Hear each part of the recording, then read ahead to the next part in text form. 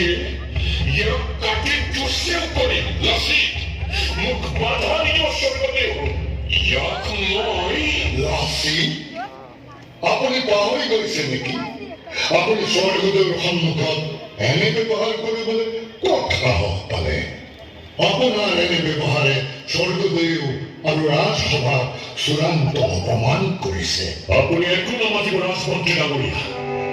সি অকল মোকেই অপমান কৰা নাই, ৰাজচৰাৰ সকলো দা ডাঙৰীয়াক অপমান কৰিছে।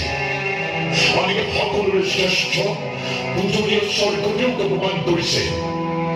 মই ইয়াক কেতিয়াও ক্ষমা নকৰো।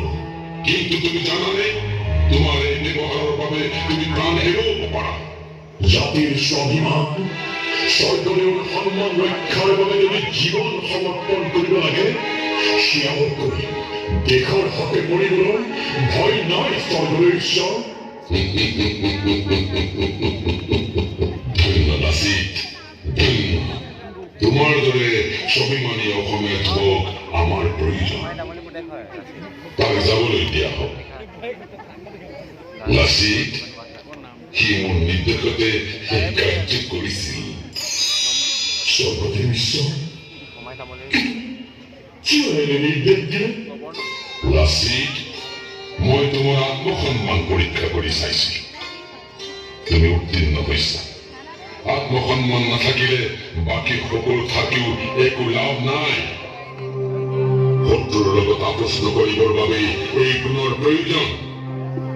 যিজন এই গুণৰ অধিকাৰী, সেইজনেই হ'ব যুদ্ধৰ প্ৰকৃত সেনাপতি। স্বৰ্গদেউৰ পৰীক্ষাত উত্তীৰ্ণ হৈছে। এতিয়া আপোনাৰ ওপৰতে দেশৰ অখণ্ডতা ৰক্ষাৰ দায়িত্ব। লাচিত দোলাকাষৰীয়া আজিৰে পৰা হ'ব লাচিত বৰফুকন।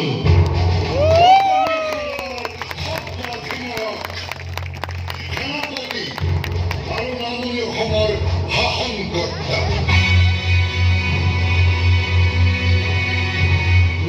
লাচিত বৰফুকন।